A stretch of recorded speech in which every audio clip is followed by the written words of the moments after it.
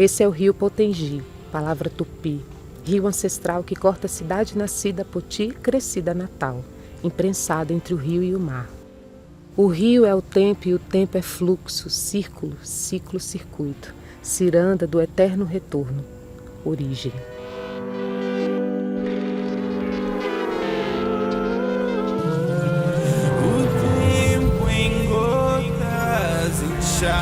Todo o chão, contando as histórias das gotas que virão. Ô, mestre! Ô, que atauê, que piá! Oi, que tcheca! Ô, que atauê, que piá! Oi, que tcheca!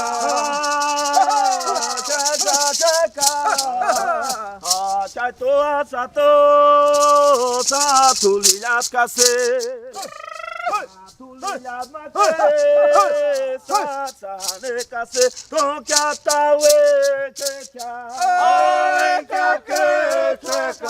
com que atauê que cá, Oi, que tcheca! com que atauê que cá.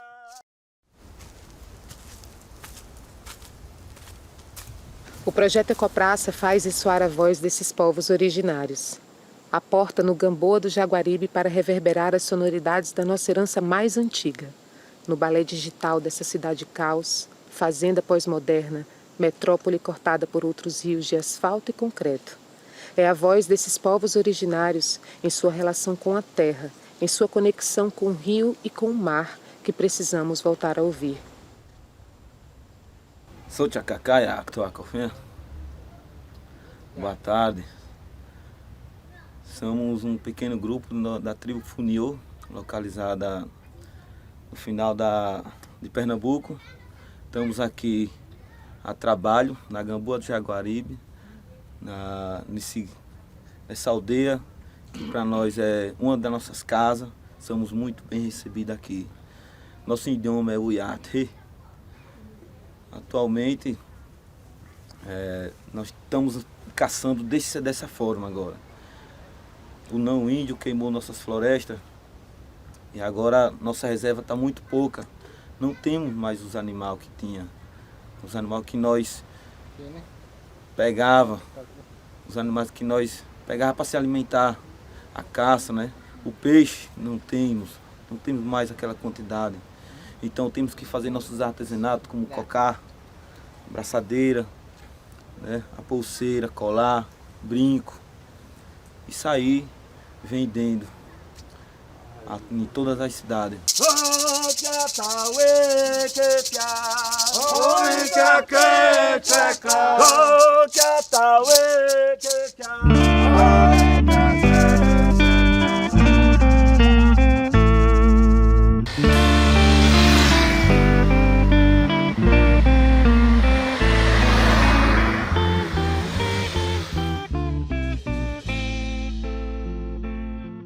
Eu sempre me interessei na memória, né?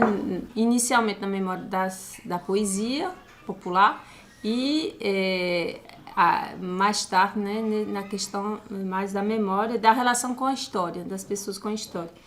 E isso que a gente vê, né, que tem uma negação de várias identidades.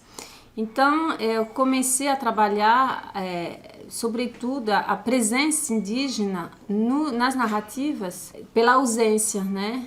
Pela narrativa da ausência, sobretudo os espíritos, das almas, né? Das figuras históricas que vão aparecer nas narrativas, tanto nos folhetos de cordel, quanto nas memórias familiares das pessoas. E nas narrativas mais fantasiosas, no caso, né, as histórias de Trancoso e as histórias de figuras, né, sobrenaturais, animais sobrenaturais, de cobras, né, de carneiros de ouro, enfim, todo esse conjunto de narrativas que dizem respeito à história antiga. E esse tempo passado, na verdade, é um tempo indeterminado e a gente pode perceber que esse passado está dentro da natureza, né? Que seja no sertão, ou que seja no litoral. Esse sobrenatural ele se esconde nas lagoas, nos rios, nas rochas, nas serras, nas pedras, né? Enfim, está muito associado à natureza. Um exemplo disso, por exemplo, é a lenda do vaqueiro de Caicó, né? Que é bem famosa, onde tem um vaqueiro que se perde no mato e se depara com um touro. E, na verdade, esse touro é um espírito do índio, né? De um índio que teria se escondido num fumbal, né? E aí o vaqueiro vai fazer uma prece a Santana e vai achar seu caminho e vai afastar esse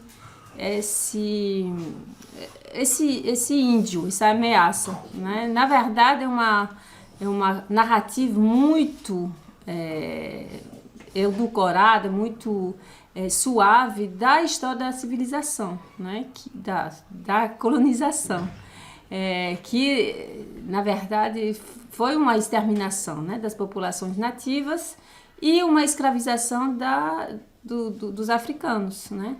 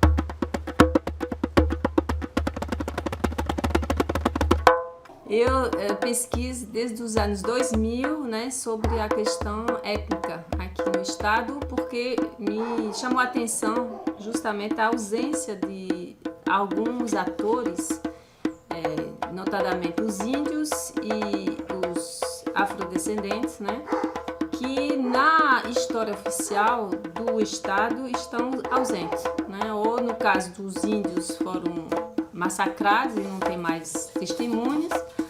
No caso dos afrodescendentes, né, que dizem que os historiadores clássicos que os africanos, tribos que foram trazidos para cá, escravizados, foram em muito pequeno número, né? Então, assim, isso já me chamou a atenção, né, desde a minha tese de doutorado, dessa ausência, né, dessa ausência dessas outras histórias.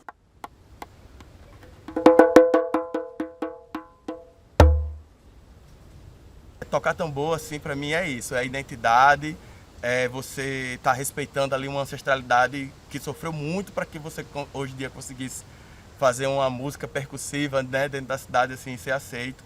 Então, a música e o tambor, para mim, assim, é a minha construção mesmo, né, de identidade, de ancestralidade. Tudo vem a partir do tambor. A música e o batuque, né, a percussão, sempre foram me levando por uma busca com relação à minha identidade, né? com relação a quem eu sou, né? E por mais que eu sempre soubesse que era uma pessoa negra, na minha família isso era algo que era ensinado, né? Até mesmo como defesa, né? Assim, ó, saiba que você é negro porque a sociedade vai querer tripudiar em cima de você, então você precisa ter essa defesa de saber que você é negro, né? Na sociedade, assim. E o tambor foi me levando para uma busca identitária no sentido de conhecer minha cultura, né? Assim, ser negro não é só ter a pele escura, né? Tem uma construção da volta a essas raízes, de você conhecer sua ancestralidade. Então eu estudei, né, música assim durante um tempo nesse meio acadêmico, assim, me formei na UFRN. Então esse diálogo entre a academia e entre os detentores dessa memória, que na verdade procura também a academia para a gente reconstruir essa história, né, é muito interessante. A gente vai conversar com Francisca, que Francisca lá no Tapará, também tá um pouquinho nesse processo, né, dessa reapropriação de um passado que foi encoberto. Vamos chegar no Tapará. Estivemos lá em Brasília, né, com a delegação de 35 indígenas aqui do estado, né, somando força lá com os nossos parentes que também chegaram lá, né, contra o marco temporal. A gente precisa ter o nosso território demarcado, a gente precisa estar dentro das políticas públicas voltada para o nosso povo, porque isso ao longo de muitos anos, né, foi retirado isso da gente. A gente não passou a viver a partir de 1988.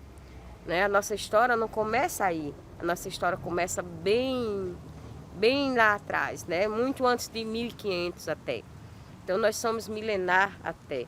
Então a gente precisa sim avançar, né, com todos os direitos que foram retirados. Isso foi retirado a pulso das nossas bases, dos braços das nossas mães, né, dos nossos avós, dos nossos tataravós. Eles tiraram esse direito. Se hoje nós estamos aqui, né, falando, reivindicando e lutando, é exatamente graças aos nossos antepassados, graças aos nossos avós e bisavós que lutaram. A gente se tocou que, na verdade, para a gente falar do futuro, a gente tinha que olhar para o passado, porque, né, esses povos originários, eles conseguiram passar tanto tempo em comunhão perfeita aqui com esse organismo maravilhoso que é o planeta Terra, né, com essa grande mãe. E a gente, em tão pouco tempo, assim, a gente está indo para um caminho que parece que não tem mais volta, né? A gente está indo para um caminho que não tem mais volta. E aí foi que caiu a ficha, assim, a gente falou, não, o futuro tá no passado, o futuro é ancestral. Aí, a partir disso, foi meio que um clarão que despertou assim, a gente falou, não, esse é o mote, com isso que a gente quer, é isso que a gente quer falar, é isso que a gente vai tentar conectar as pessoas para poder falar sobre isso.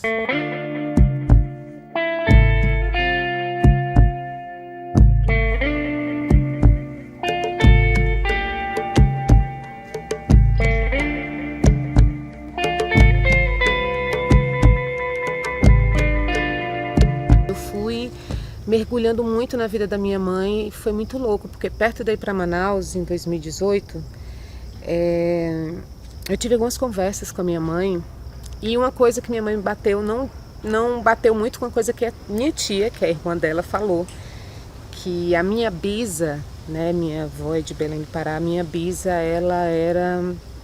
minha mãe me disse que ela era uma enfermeira, e que ela vivia muito, né, com os índios e tal.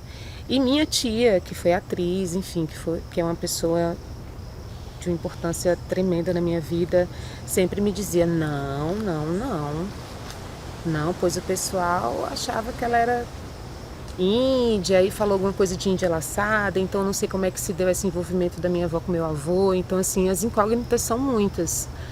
Mas ir para a Amazônia e foi muito impactante quando eu comecei a andar no centro e eu comecei a olhar assim para as pessoas e que é uma coisa que com TV acontece, mas com TV eu acho que já é tão automático. É claro que eu vi outras referências, mas você tá andando no meio das pessoas e você se vê representado, você olhar e falar, nossa, eu me pareço com aquela menina, sem falar das coisas que a gente ouve. Então isso foi mexendo, isso tem pulsado muito em mim, né? Saber de onde a gente vem, não só para nos conhecer, mas para a gente saber pelo que lutar, né? Eu acho que quando a gente não sabe de onde a gente veio, né, onde temos raízes fincadas num solo mais profundo, a gente não sabe direito como se guiar, pelo que lutar. O meu processo tem sido muito através das mulheres da minha família, da minha filha, de olhar para o futuro através do passado, de ver fotos antigas com a minha mãe e ouvir histórias sobre minha mãe e meu pai que assim eu não conhecia, e conhecer minha mãe acima de qualquer coisa como uma mulher, né, como um indivíduo que teve sonhos, que tem suas lembranças de suas raízes com a sua mãe, com a sua avó. Eu já tinha startado esse processo, né, de interesse, de aprofundamento, de me reconhecer, assim, já estava naquela, mas com crises, enfim, tipo, eu tenho que buscar, eu preciso saber de onde vem. Mas foi muito doido quando eu cheguei em Manaus, que a gente teve que assinar um termo de responsabilidade, porque a gente ia gravar dentro da selva, né? Então você tinha que ir lá e assinar um termo de responsabilidade, enfim, que você estava ciente, que você estava gravando num lugar perigoso, com animais, enfim. E lá tinha lá para você marcar com que etnia você se identificava. E no momento eu parei assim, e o rapaz que estava esperando a documentação para levar, ele olhou assim para mim e falou: "Você é indígena?"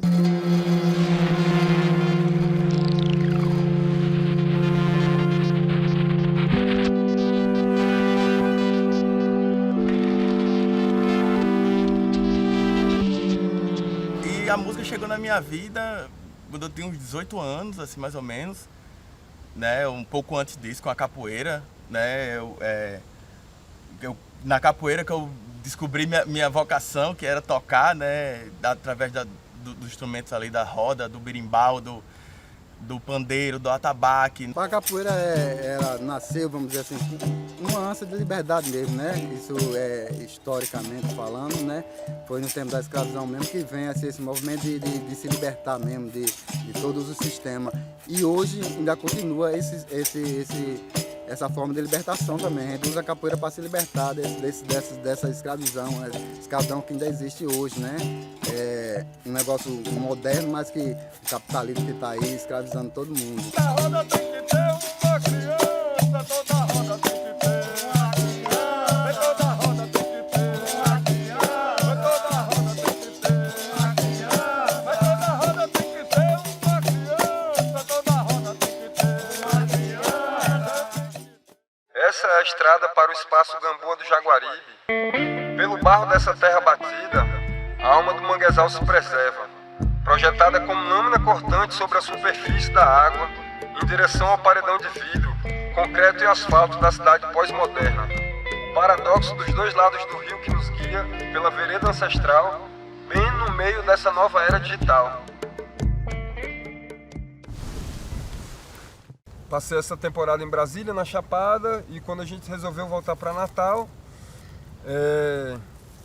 foi a partir disso que surgiu o Ecopraça também, porque quando eu cheguei aqui em Natal, eu fui morar numa casinha em Candelária, muito pequena, estava muito empolgado com essa coisa de plantar comida, né, minha própria comida, de estar conhecendo variedades de planta, de árvores, assim, estava descobrindo estava nesse processo imersivo, assim, de conexão mais profunda com a terra, e vim com a coisa...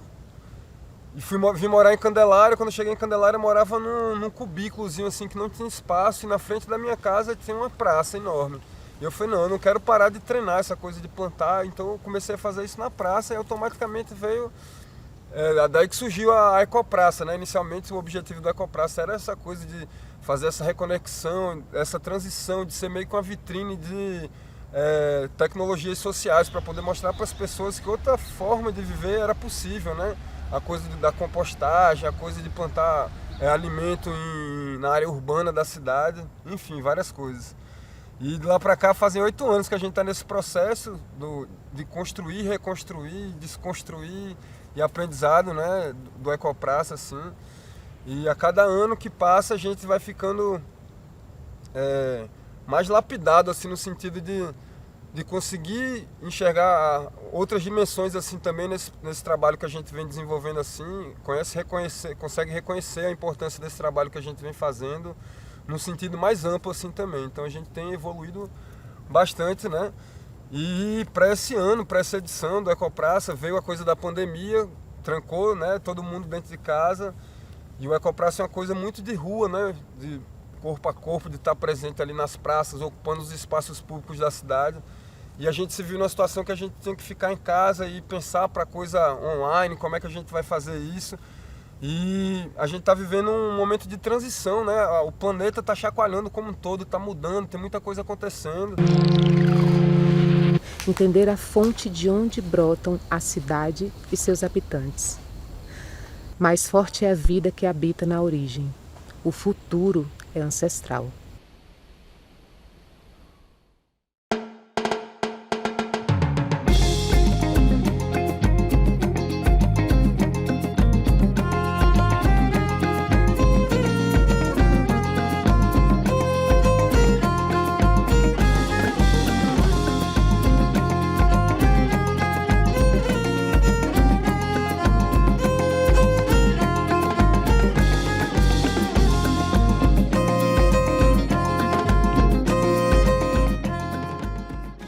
Salve, salve a força divina de todos os nossos ancestrais, salve a força de todos que vieram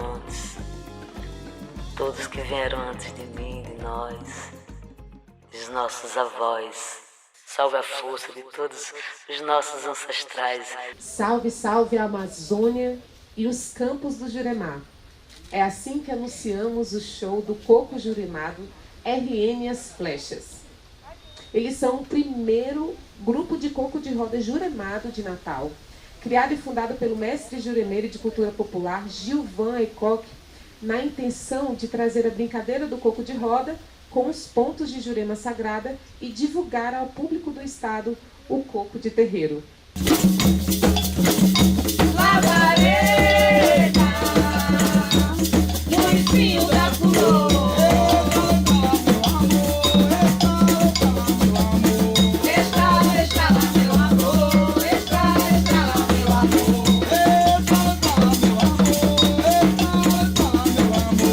Sou caboclo, sou tapuia, não me diga o que eu sou. Sou caboclo juremado e canto amor por mais amor. Valeu, obrigado.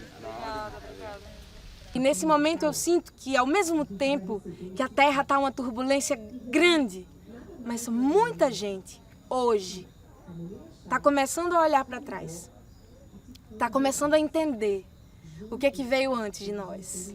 A minha bagagem é grande, eu quero é despejar. Me ensina a amar, me ensina a amar. Como receber de tudo e o amor faz transformar. Me ensina a amar, me ensina a amar. Manto azul do céu protege e astro rei abençoa. Tanta coisa que não serve e eu quero é navegar. Me ensina a amar, me ensina a amar.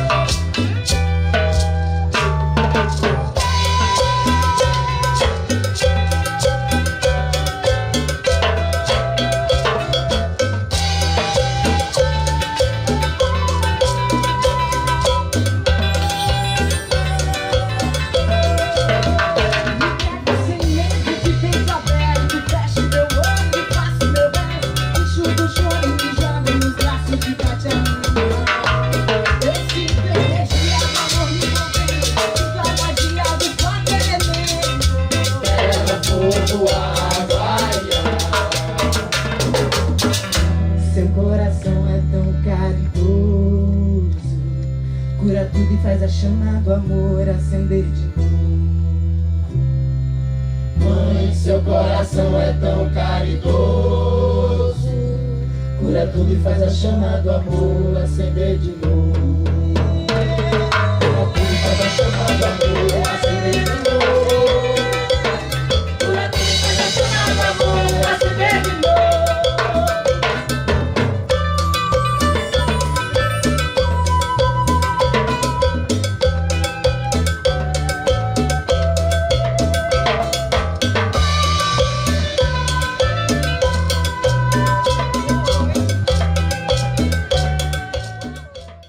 A gente veio aqui hoje trazer um show com Camomila Chá, Scarimbó e Tiquinha Rodrigues. Então vocês imaginam, né, essa junção, que loucura que foi. É uma vontade que a gente tinha de fazer isso há muito tempo, porque a gente compactua assim, de ideias, né, parecidas, a gente tem mesmos ideais assim, espirituais, cada um na sua busca, cada um na sua caminhada, mas a gente se une, né, com essa espiritualidade e com a arte. Nessa temporada que a gente está morando meio aqui, meio no Rio Grande do Sul, eu estou tendo acesso a uma lareira de vez em quando e é tão poderoso quando eu sento na frente do fogo e eu começo a cantar ou apenas olhar para o fogo. É um sentimento de pertencimento tão grande que eu acabo viajando e acho que eu viro o fogo em vários momentos e é muito, muito especial. É uma meditação muito especial. Olhar para o fogo, contemplar o fogo e cantar para o fogo também. Nessas horas que estamos diante do fogo, Deus convoca tudo e todos num momento de oração, pra rezar e agradecer o dom da vida. Nossa Santa Mãe querida, para sempre Pachamama. Os abuelos entoaram os seus cantos, os seus rezos, lindos sonhos, nos antigos rituais. Ensinaram os mistérios dos tambores, o fogo dos rezadores, salve os nossos ancestrais. Nessas horas que estamos diante do fogo, Deus convoca tudo e todos num momento de oração, pra rezar e agradecer o dom da vida. Nossa Santa Mãe querida, para sempre Pachamama. Los abuelos entoaram os seus cantos, os seus rezos, lindos sonhos, nos antigos rituais. Nos contaram sobre a dança dos planetas, sobre os povos das estrelas que iriam retornar. Nessas horas que estamos diante do fogo.